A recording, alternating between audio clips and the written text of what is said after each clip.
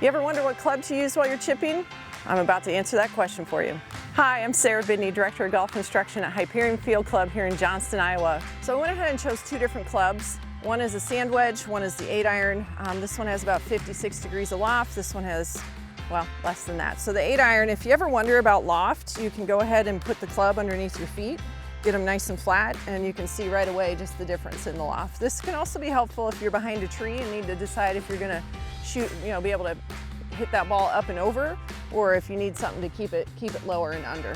So, but I'm gonna go ahead and start with the 56. I would say the setup will be the same regardless of the club. What we're looking to do, I'll go ahead and show you my full swing, is that I want people to notice the size of the triangle that you create with the golf ball and your feet, and the triangle, the top of the triangle is just right there in the middle. Regardless of 8-iron or sand wedge, I want this to become smaller. So I not only became closer side to side, but from top to bottom. And from there, I'm gonna slide my hands down the club. So if I go for my full swing setup and do this small triangle, things feel congested with my arms too close to my body, so I will shorten the club. What's nice about this is that you can then use your second club.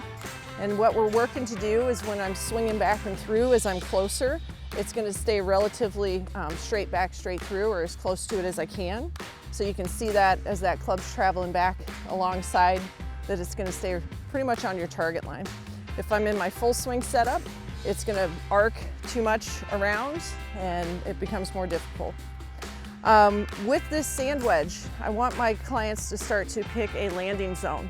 So if I'm going to this first flag, and you'll have to test this out, but I'm gonna go about halfway and see how that works. So I'm gonna get my line set up a little bit better. I'm gonna get my small triangle with my hands down, take a couple of practice swings to see what it would feel like, and I'm looking at my halfway spot, and then I try to execute. And it landed about halfway, and it's gonna be just fine. Some people will find that they need to land at 60%, some people need to land at 40%. You test this out and find what works for you. So one more time, small triangle setup, hands down on this club, and I'm gonna try to land it about halfway. That was a little more than halfway, but it might go in.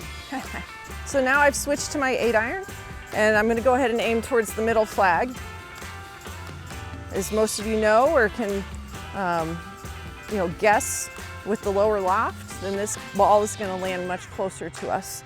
So I'm going to land it about 25% of the way, but I am still going to get into my small triangle setup, hands down on the grip. I'm going to take a swing looking at my landing zone, and then I'm going to give it a try. So that landed 20–25%, and it's getting pretty cozy. So I'll take those shots. Every once in a while they go in, thankfully. But yeah, I'd say small setup to support a small shot and pick that landing zone, and you'll be a much happy chipper.